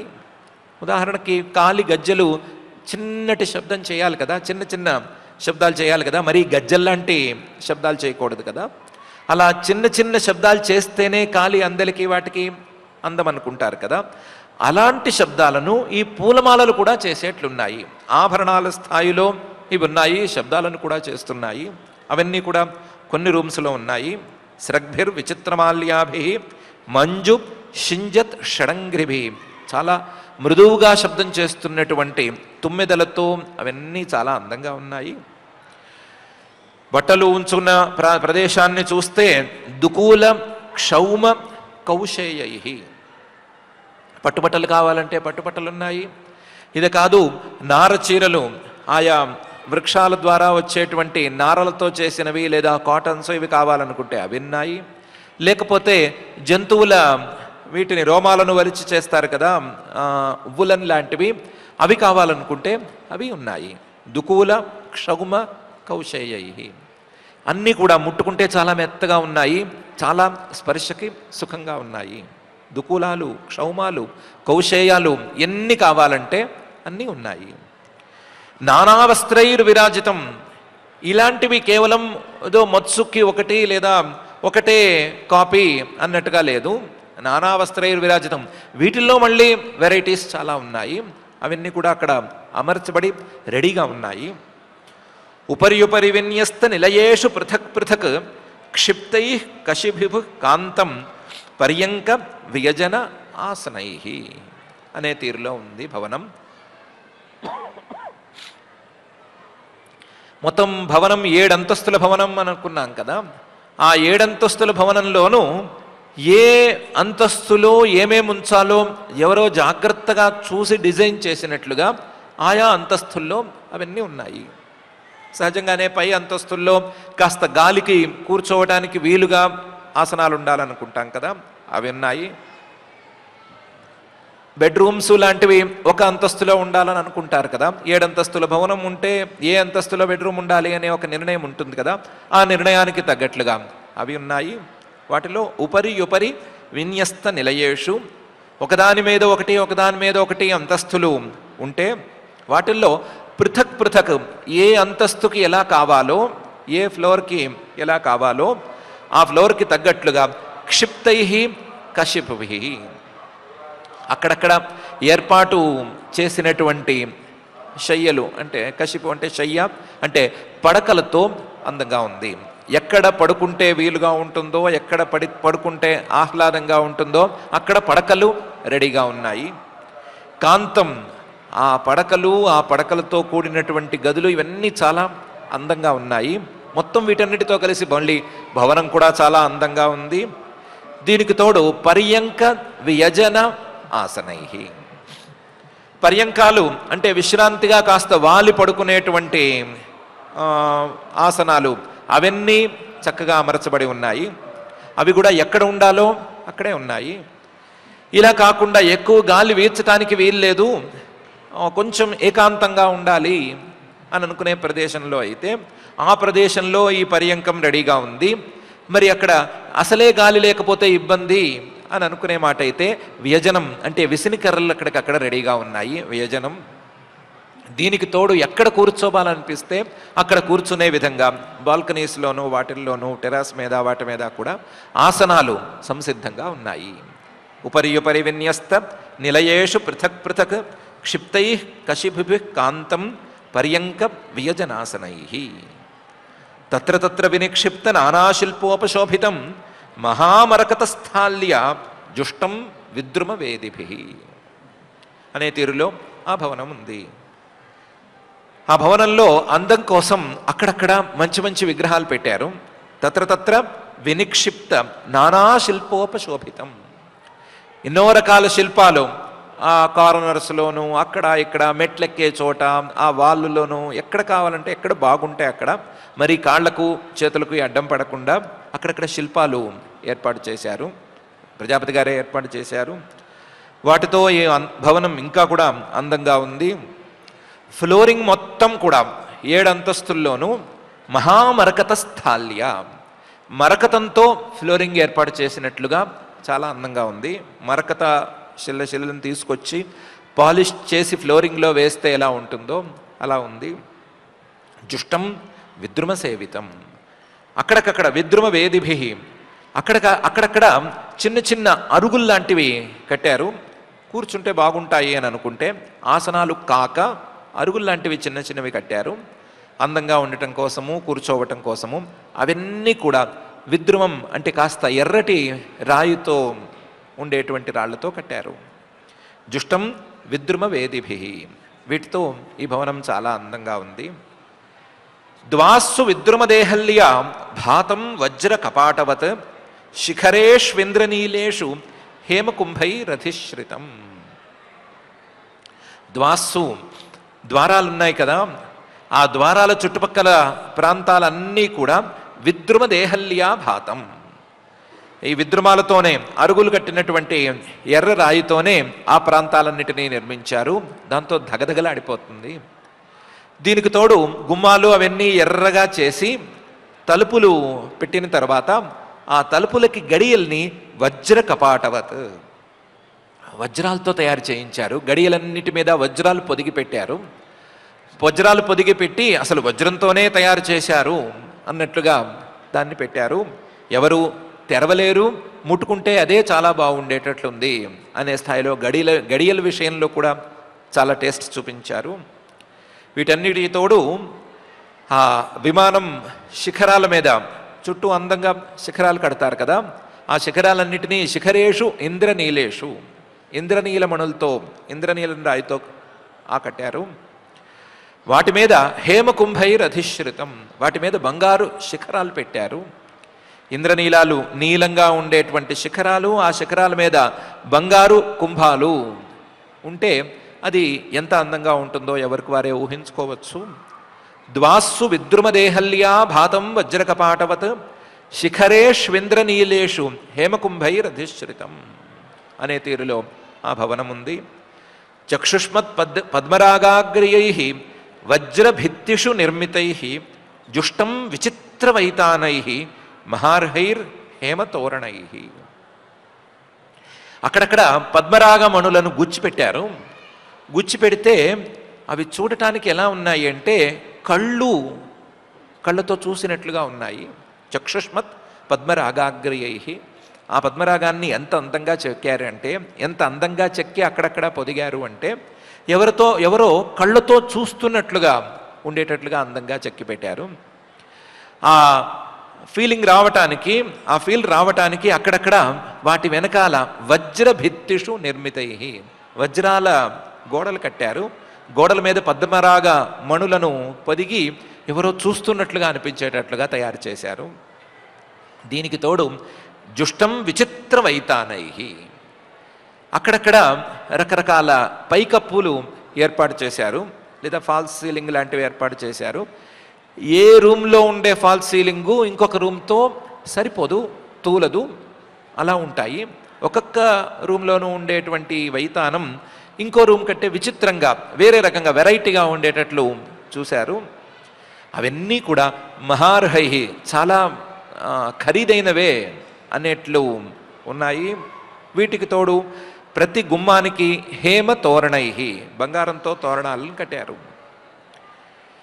వీటన్నిటిని మించి మయసభలో ఉన్నట్లుగా ఓ చిత్రం ఉంది. ఇందులోను హంస పారావత వ్రాతై తత్ర నికోజితం కృత్రిమాన్ మన్యమానై స్వాన్ అధిరుహ్య చ అనే తీరులో ఒక ఏర్పాటు చేశారు.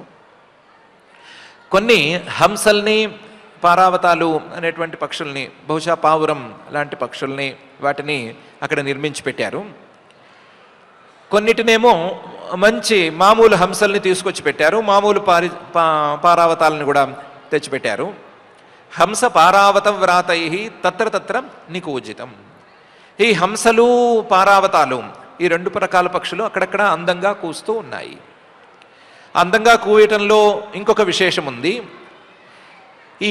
ఈ హంసలు తమ మామూలు హంసలే అని అనుకుని వీళ్ళు ఏర్పాటు చేసినటువంటి విగ్రహాల మీదకు వెళ్ళి కూర్చుంటున్నాయి.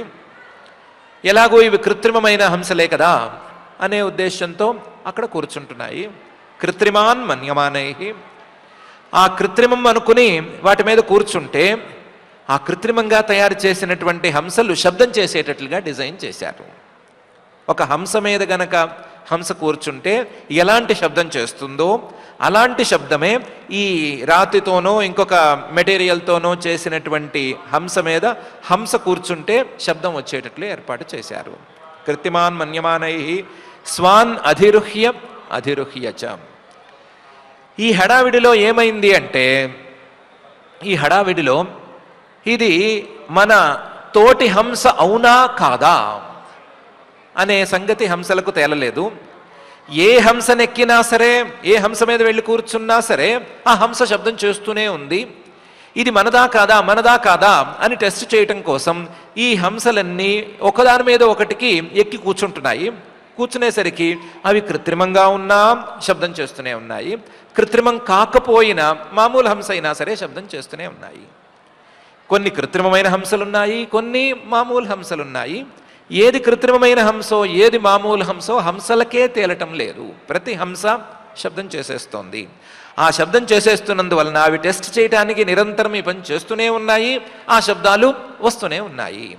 అలా తీరులో పక్షుల యొక్క కిలకిలా రావాలతో మొత్తం భవనం నిండేటట్లుగా ఏర్పాటు చేసి పెట్టారు. హంస పారావతవ్రాతై తత్ర తత్ర నికూజితం కృత్రిమాన్ మన్యమానై స్వాన్ అధిరుహ్యాధిరుహ్యచ అని ఆ భవనం ఉంది అని చెప్తున్నారు. ఆ భవనంలో విహారస్థాన విశ్రామ సంవేశ ప్రాంగణాజిరై యథోపజేషం రచితై విస్మాపనమివాత్మనః అనేటువంటి సౌకర్యాలున్నాయి. ఆ సౌకర్యాలు చాలా గొప్పగా ఉన్నాయి అని కూడా చెప్తున్నారు. ఆ భవనంలో విహారస్థానం ఆటలాడుకునేందుకు ఎన్నెన్నో ప్రదేశాలున్నాయి. చిన్న చిన్న ఇండోర్ గేమ్స్ ఆడుకోవచ్చు, లేదా అవుట్డోర్ గేమ్స్ లాంటివి ఆడుకునేందుకు కూడా కొన్ని సౌకర్యాలున్నాయి. విశ్రాంతి తీసుకోవడానికి కావలసినటువంటి ప్రదేశాలున్నాయి. సంవేశం పడుకోవాలి అనుకుంటే పడుకోవడానికి కావాల్సిన ప్రదేశాలున్నాయి. ప్రాంగణం ఆ భవనంలో ఉండే విశేషం. దానికి ఒక ప్రాకారం అంటే కాంపౌండ్ వాల్ ఉంది. కాంపౌండ్ వాల్ లోపల చాలా ప్రదేశం ఉంది. గార్డెన్స్ లాంటివి ఉండటానికి వీలైన ప్రదేశం ఉంది. అజిరం అంటే ఆ కాంపౌండ్ వాల్ బయట కూడా చాలా ప్రదేశం ఉంది. అలా డిజైన్ చేశారు. అన్నీ జాగ్రత్తగా కలిపి చూసుకుంటే యథోపజోషం. ఆ భవనంలో ఏ సుఖం కావాలనుకుంటే, ఏ రకమైన మూడులో ఉంటే ఆ రకమైన మూడుకి, ఆ రకమైన సుఖానికి కావలసిన సౌకర్యం ఉంది. యథోపజోషం రచితై, అలా అన్ని రకాల సౌకర్యాలు ఉండేందుకు వీలుగానే ఆ భవనాన్ని రచించినట్లుగా ఉంది. ఒకవేళ గనక ఆ భవనాన్ని కర్దమ ప్రజాపతి గారే ఒకసారి తేరిపార చూస్తే ఆయన పెద్దగా లెక్క చేసే మనిషి కాదు, కానీ విస్మాపనం ఇవాత్మనః, ఆయనకే విస్మయం కలిగేటట్లుగా, ఆయనకే ఆశ్చర్యం కలిగేటట్లుగా ఆ భవనం ఉంది. లేని సౌకర్యం లేదు, ప్రతి సౌకర్యము విస్మయం ఆశ్చర్యాన్ని కలిగించేటట్లుగా ఉంది. మొత్తం మీద భవనం కూడా చాలా ఆశ్చర్యకరంగా ఉంది. విహారస్థాన విశ్రామ సంవేశ ప్రాంగణాజిరై యథోపజోషం రచితై విస్మాపనమివాత్మనః అని ఆ భవనం ఉంది అని చెప్తున్నారు. ఇలా 9 శ్లోకాలలో చాలా జాగ్రత్తగా వేరే అర్థాన్ని కూడా సూచన చేస్తూ మహర్షి గారు భవనాన్ని గురించి చెప్పి, ఈదృగృహం తత్పశ్యంతి నాతిప్రీతేన చేతస సర్వభూతాశయాభిజ్ఞ ప్రావోచత్ కర్దమ స్వయం అని తర్వాత ఏం జరిగింది అని చెప్తున్నారు. ఇంత భవనం సృష్టి చేసి కర్దమ ప్రజాపతి గారు ఎదురుగుండా ఉంచితే దేవహూతి గారు ఈదృగృహం తత్పశ్యంతి, ఆవిడ కళ్ళతో ఒకసారి చూసింది. కళ్ళతో ఆవిడ చూసింది అనే సంగతి కర్దమ ప్రజాపతి గారు చూశారు. చూసిన తర్వాత ఒక విషయాన్ని గమనించారు. ఏమని? నాతిప్రీతేన చేతస, ఈవిడ చాలా సంతోషంగా ఏమీ లేదు. సంతోషంగా ఉండి హాయ్ అని 2 చేతులు బుగ్గల మీద పెట్టేసుకుని అలా మొహన్ నోరంతా తెరిచేసి వావ్ అని ఇలా అని పరిగెత్తుకుంటూ లోపలికి వెళ్ళిపోదాము అన్నంత స్థాయిలో వీడేమీ సంతోషాన్ని వ్యక్తపరచడం లేదు. చూసింది, చూడడం కూడా చాలా అసంతోషంగా అనాలో లేకపోతే చాలా సంతోషంగా లేదు అనాలో అనే స్థాయిలో చూసింది. ఇలా ఎందుకు చూస్తోంది అని ఆయన చూశారు. ఈదృగృహం తత్పశ్యంతి నాతిప్రీతేన చేతస, చూసి సర్వభూతాశయాభిజ్ఞ, అసలు ఏ ప్రాణి ఉన్నా ప్రాణి అభిప్రాయాన్ని తెలుసుకోగలిగినటువంటి ఆ కర్దమ ప్రజాపతి గారు ఈవిడెందుకు ఇలా చూస్తోంది అని ఆలోచించి ప్రావోచత్ కర్దమ స్వయం, ఆవిడేం మాట్లాడకుండానే తనంతట తానే ఆవిడతో మాట అన్నాడు. ఈదృగృహం తత్పశ్యంతీం నాతిప్రీతేన చేతసా సర్వభూతాశయాభిజ్ఞ ప్రావోచత్ కర్దమ స్వయం. ఏమని? నువ్వెందుకు ఇలా చూస్తున్నావో నాకు తెలుసు. ఈ మట్టి కొట్టుకుపోయిన బట్టలతోనూ ఈ జడలు కట్టినటువంటి కురులతోనూ ఆ భవనంలోకి నేను వెళ్ళటం ఏమిటి? భవనం బాగుంది, భవనంలోకి వెళ్ళటానికి నేను బాగాలేను అనే అభిప్రాయంతో కదా చూస్తున్నావు. నిమజ్యాస్మిన్ హృదయభీరు విమానమిదమారుహ ఇదం శుక్లకృతం తీర్థం ఆశిషాం యాపకం నృణాం అని అన్నాడు. ఏం లేదు, నీ శరీరం మట్టి కొట్టుకుపోయింది అనుకుంటున్నావు కదా, స్నానం చేయాలని అనుకుంటున్నావు కదా, ఎక్కడెక్కడో స్నానం చేయొద్దు, లోపల బాత్రూమ్స్ ఉన్నాయి అక్కడికి వెళదామని అనుకోవద్దు. నిమజ్య అస్మిన్ హృదయ, మనం ఉన్న ప్రాంతంలో ఈ బిందు సరోవరం ఉంది కదా, ఈ బిందు సరోవరంలో ఒకసారి మునిగిలే, ఈ బిందు సరోవరంలో ఒకసారి స్నానం చేయి. మొత్తం తలకాయ కూడా ముంచకూడదు, తలకాయ ముంచకూడదు కాబట్టి కంఠం వరకు మునిగి చేత్తో నీళ్లు పోసుకో, స్త్రీల ధర్మాలను పాటిస్తూ అలా చెయ్యి. నిమజ్య అస్మిన్ హృదయ భీరు, ఓ భయం కలిగినటువంటి దేవహూతి. ఆ తరువాత విమానం ఇదం ఆరుహ, నేను ఈ భవనానికి సరిపోనేమో అనే భయం నీకుంది కదా, అందువల్ల ఇక్కడ స్నానం చేసి వెళ్ళు. స్నానం చేసి వెళితే ఆ భయం పోతుంది. ఎలా పోతుంది అంటే, ఈ సరోవరం యొక్క మహాత్మ్యం అంత గొప్పది. ఇదం శుక్లకృతం, ఇది పరిశుద్ధ సత్వమూర్తి అయినటువంటి ఆ పరమాత్మ చేసినటువంటి సరోవరం. ఆయన నన్ను చూసినటువంటి ఆనందంతో ఆనందాశ్రువులను రాలిస్తే తయారైనటువంటి సరోవరం బిందు సరోవరం. ఇదం శుక్లకృతం, పరమాత్మ యొక్క సంతోషానికి చిహ్నంగా ఉండేటువంటి సరోవరం ఇది. తీర్థం, ఈ తీర్థం అనేది ఆశిషాం యాపకం నృణాం, ఎవరు ఏం కోరుకుంటే ఆ కోరికను వారి దగ్గరికి తెచ్చిపెట్టేటువంటి తీర్థం. నువ్వు ఏం కోరుకున్నావో అది నీ దగ్గరికి వచ్చేటట్లుగా చేసినటువంటి తీర్థం ఇది. కాబట్టి ఈ తీర్థంలో యథావిధిగా స్నానం చేసి భవనం లోపలికి వెళ్ళు, అప్పుడు నీ మనసులో ఉండేటువంటి భయాలు సందేహాలు అన్నీ పోతాయి. నిమజ్యాస్మిన్ హృదయభీరు విమానమిదమారుహ ఇదం శుక్లకృతం తీర్థం ఆశిషాం యాపకం నృణాం అని కర్దమ ప్రజాపతి గారు భార్య దేవహూతితో అన్నారు. ఆ తర్వాత ఆవిడేం చేసింది, తర్వాత ఏం జరిగింది అనే విషయం ఎలాగూ మనం చూసుకోవాల్సిందే. కానీ బాగా ఆలోచించుకోవలసినటువంటి విషయాలు 2-3 ఉన్నాయేమో అని అనిపిస్తోంది. అందుకని ఆ 2-3 లాంటి విషయాలు ఆలోచించుకుందాం. నంబర్ 1, కర్దమ ప్రజాపతి గారు వాళ్ళ ఆవిడ సేవ చేస్తే ఆ సేవకు సంతోషించి చాలా పెద్ద భవనం నిర్మించి ఆవిడ ఎదురుకుండా పెట్టారు. ఆవిడ లోపలికి వెళ్ళటానికి సంశయిస్తూ ఉంది, లోపలికి వెళ్ళటానికి పెద్దగా మొగ్గు చూపించలేదు. అప్పుడు ఆయన బిందు సరోవరంలో స్నానం చేసి లోపలికి వెళ్ళు అని అన్నారు. ఈ విషయం తెలుసుకుంటే మనకేం వస్తుంది? వాళ్ళిద్దరూ భార్యాభర్తలిద్దరూ ఏదో సేవలు చేసుకున్నారు, ఏదో ఒకళ్ళకొకళ్ళు ఉపకారం చేసుకున్నారు. అందులోనూ కర్దమ ప్రజాపతి గారు ఇచ్చినటువంటి ఆ భవనం దివ్యం అని ఆయనే చెప్పాడు. నేను దివ్య దృష్టి ఇస్తేనే అది కనిపిస్తుంది అని అన్నాడు. మనకి కనిపించడానికి కూడా వీలు లేదు. అలాంటి కనిపించడానికి వీల్లేని భవనాన్ని గురించి చెప్పుకుని మనమేం సాధిస్తాము? పోనీ అదేదో కథలో భాగంగా చెప్పుకోవాలి అంటే సింపుల్గా చెప్పుకోవచ్చు. ముక్క ఏమని ముక్క? కర్దమ ప్రజాపతి గారితో దేవహూతి ఇలా అంది, ఆయన తన యోగమాయా బలంతో చాలా అద్భుతమైన భవనాన్ని ఒకదాన్ని సృష్టించిన తర్వాత ఆ భవనాన్ని దేవహూతి చూచిన తర్వాత కర్దమ ప్రజాపతి గారు బిందు సరస్సులో స్నానమాడి లోపలికి వెళ్ళవలసిందిగా ఆజ్ఞాపించను. సరిపోయేది కదా. ఆ భవనాన్ని గురించి ఇంత విస్తృతమైన వర్ణన ఆయన చేయటం ఎందుకు, మహర్షి గారు చేయటం ఎందుకు, మనం వినటం ఎందుకు అని ఒక ఆలోచన అయితే చేయాలి. అయితే జాగ్రత్తగా గనక వర్ణనను గమనించుకుంటూ పోతే ఆ వర్ణన మొత్తం ఒక భవనానికి సంబంధించిన వర్ణన కాదు, మానవ శరీరానికి సంబంధించిన వర్ణన అనే విషయం చాలా స్పష్టంగా తెలుస్తోంది. స్తంభాలు పైవి, అలాగే చక్షుష్మత్, కూజనం, శబ్దాలు చేయటం, ఇవన్నీ కూడా భవనానికి మాత్రమే కాదు, మానవ శరీర వర్ణనకు కూడా చాలా ప్రధానమైనటువంటి వర్ణన.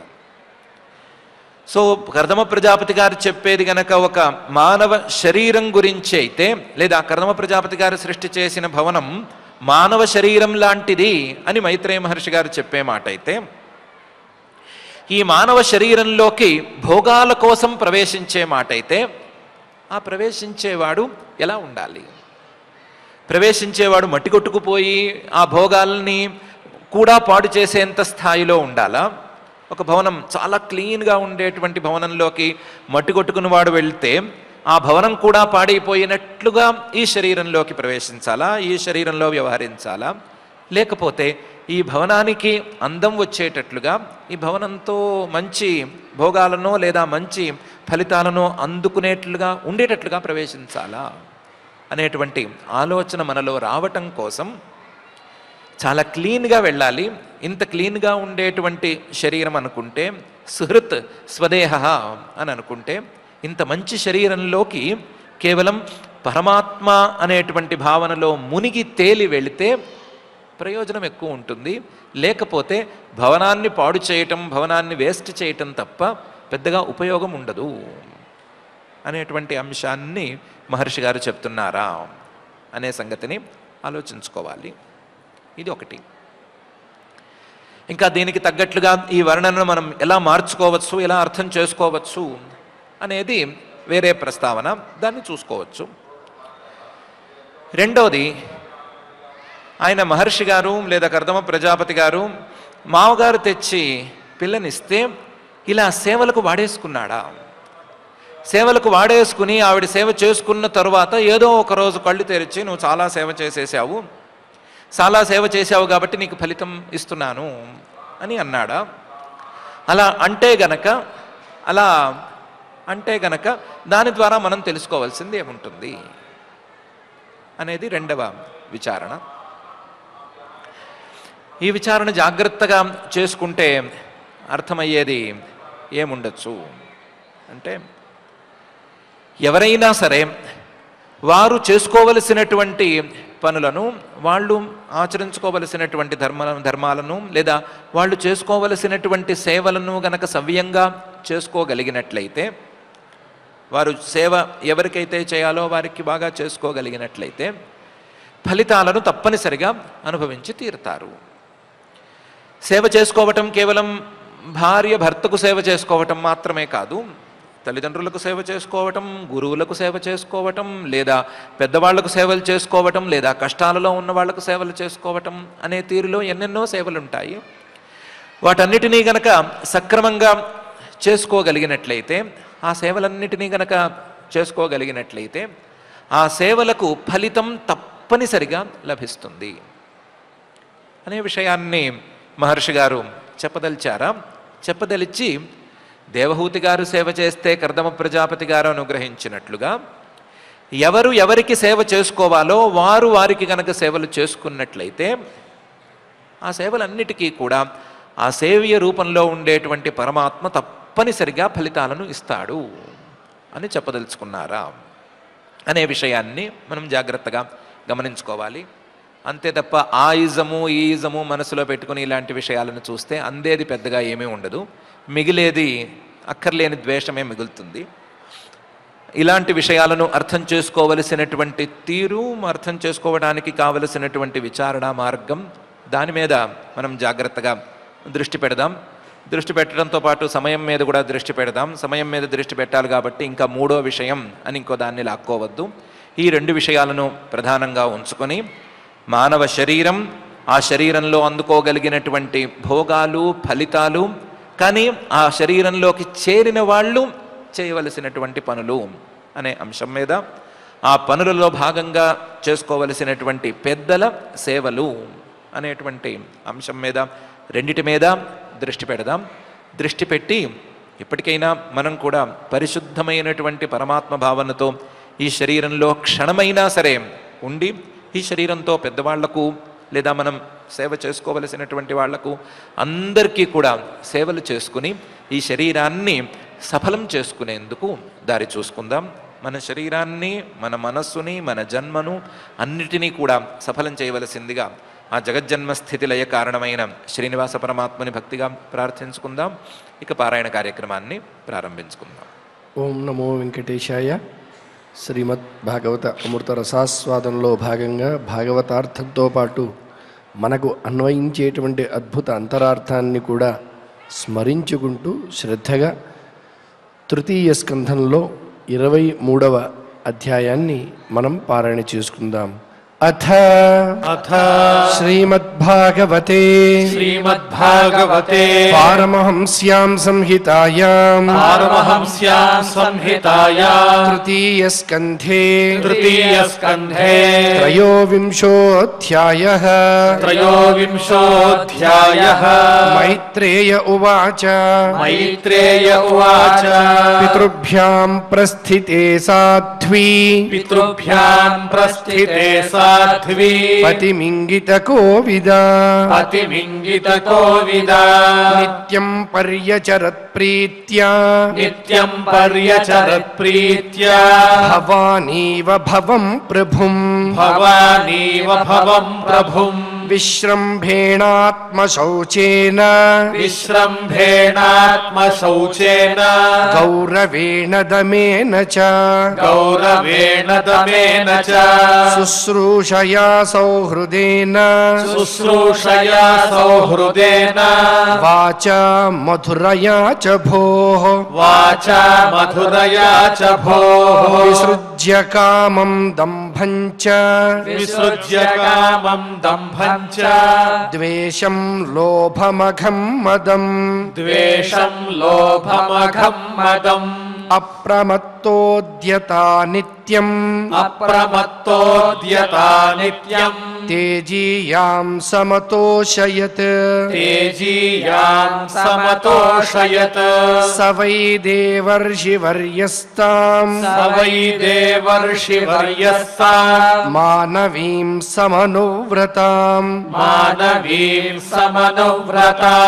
దైవాద్గరీయసః పత్యుః ఆశాసానాం మహాశిషః కాలేన భూయసా క్షామాం కర్షితాం వ్రతచర్యయా ప్రేమగద్గదయా వాచా పీడితః కృపయా బ్రవీత్ కర్దమ ఉవాచ తుష్టోహమద్య తవ మానవిమానదాయాః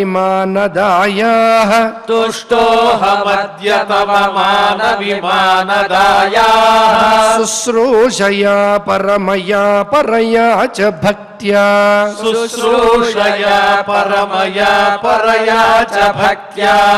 యో దేహినామయమతీవ సుహృత్స్వదేహః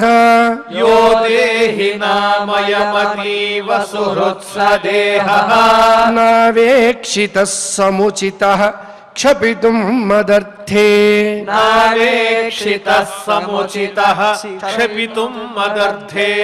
ఏ మే స్వధర్మ నిరతస్య తపస్సమాధి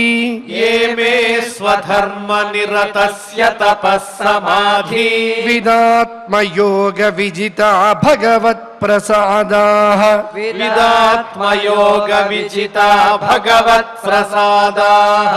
ఏ మే స్వధర్మ నిరతస్య తపస్సమాధి విదాత్మయోగ విజితా భగవత్ ప్రసాదాః ये मे स्वधर्म निरतस्य तपस्समाधि विदात्मयोग विजिता भगवत् प्रसादाः तानेव ते मदनुसेवनया वरुद्धान्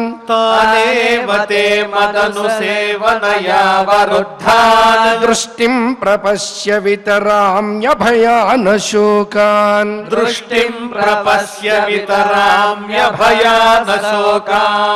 अन्ये पुनर्भगवतो भ्रुव ఉద్విజృంభ అన్యే పునర్భగవతో భ్రువ ఉద్విజృంభ విభ్రంశితార్థరచనాః కిమురు క్రమస్య విభ్రంశితార్థరచనాః కిమురు క్రమస్య అన్యే పునర్భగవతో భ్రువ ఉద్విజృంభ విభ్రంశితార్థరచనాః కిమురు క్రమస్య అన్యే పునర్భగవతో భ్రువ ఉద్విజృంభ విభ్రంశితార్థరచనాః కిమురు క్రమస్య సిద్ధాసి భుంక్ష్వ విభవాన్ నిజ ధర్మదోహాన్ సిద్ధాసి భుంక్ష్వ విభవాన్ నిజ ధర్మదోహాన్ దివ్యాన్ నరైర్దురధిగాన్ నృప విక్రియాభిః దివ్యాన్ నరైర్దురధిగాన్ నృప విక్రియాభిః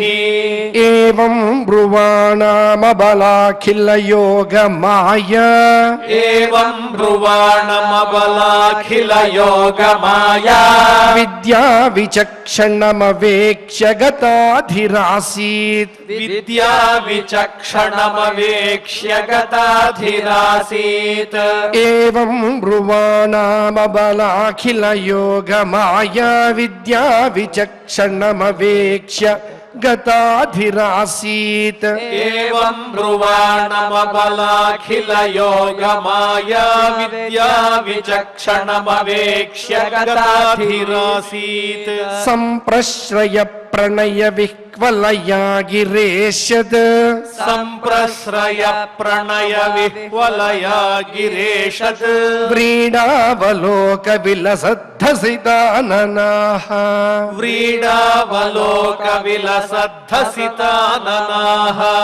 దేవహూతిర్వాచ దేవహూతిరువాచ రాద్ధం బతద్విచ వృషైతదమోఘ యోగ రాద్ధం బతద్విజ వృషైతదమోఘ యోగ మాయాధిపే త్వయి విభో తదవైమి భర్తః మాయాధిపే త్వయి విభో తదవైమి భర్తః రాద్ధం బతద్విజ వృషైతదమోఘ యోగ మాయాధిపే త్వయి విభో తదవైమి భర్తః రాధం బతద్విజ వృషైతదమోఘ యోగ మాయాధిపే త్వయి విభో తదవైమి భర్తః యస్తేభ్యదాయి సమయః సకృదంగ సంగో యస్తేభ్యధాయి సమయః సకృదంగ సంగో భూయాద్గరీయసి గుణః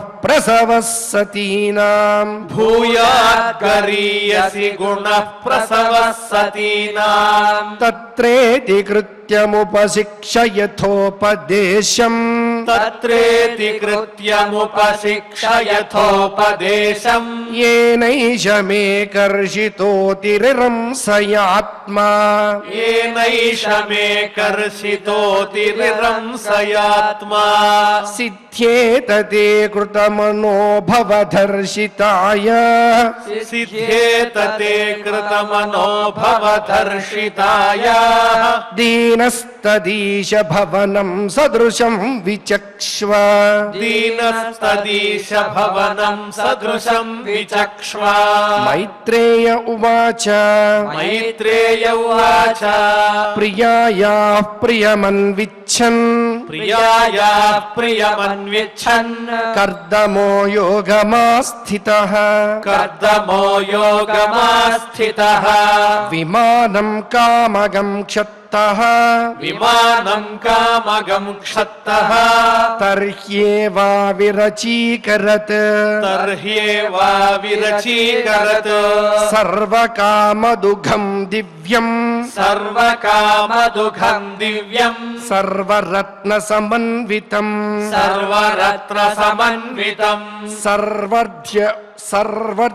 सर्वर्ध्युपचयोदर्कम् सर्वध्युपचयोदर्कम् मणिस्तम्भैरुपस्कृतम् मणिस्तम्भैरुपस्कृतम् दिव्योपकरणोपेतम् दिव्योपकरणोपेतम् सर्वकालसुखावहम् सर्वकालसुखावहम् पट्ट पट्टिकाभिः पताकाभिः पट्टिकाभिः पताकाभिः विचित्राभिरलङ्कृतम् विचित्राभिरलङ्कृतम् स्रग्भिर्विचित्रमाल्याभिः स्रग्भिर्विचित्रमाल्याभिः मञ्जुषिञ्जत्षडङ्घ्रिभिः मञ्जुषिञ्जत्षडङ्घ्रिभिः दुकूलक्षौमकौशेयैः दुकूलक्षौमकौशेयैः नानावस्त्रैर्विराजितम् नानावस्त्रैर्विराजितम् उपर्युपरि विन्यस्त उपर्युपरि विन्यस्त निलयेषु पृथक् पृथक् निलयेषु पृथक् पृथक् उपर्युपरि विन्यस्त निलयेषु पृथक् पृथक् उपर्युपरि विन्यस्त निलयेषु पृथक् पृथक् क्षिप्तैः कशिपुभिः कान्तम् क्षिप्तैः कशिपुभिः कान्तम् पर्यङ्कव्यजनासनैः पर्यङ्कव्यजनासनैः तत्र तत्र विनिक्षिप्त तत्र विनिक्षिप्त नानाशिल्पोपशोभितम् नानाशिल्पोपशोभितम् तत्र तत्र विनिक्षिप्त नानाशिल्पोपशोभितम् तत्र विनिक्षिप्त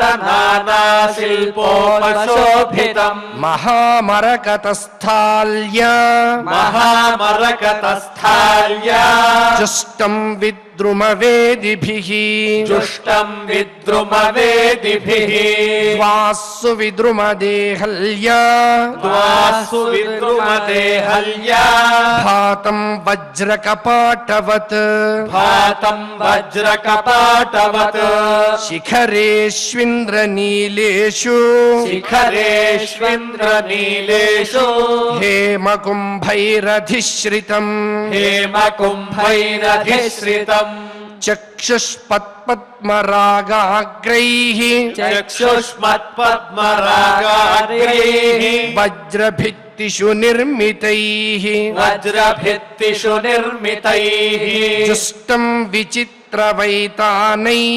जुष्टम् विचित्रवैतानैः महार्हैर्हेमतोरणैः महार्हैर्हेमतोरणैः हंसपारावतव्रातैः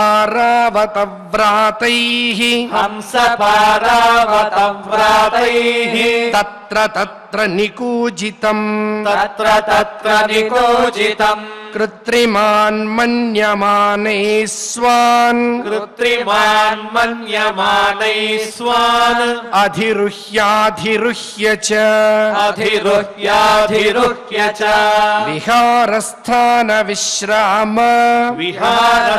विहारस्थानविश्राम संवेश प्राङ्गणाजिरैः संवेशप्राङ्गणाजिरैः विहारस्थानविश्राम संवेश प्राङ्गणाजिरैः विहारस्थानविश्राम संवेशप्राङ्गणाजिरैः यथोपजोषं रचितैः यथोपजोषं रचितैः विस्मापनमिवात्मनः विस्मापनमिवात्मनः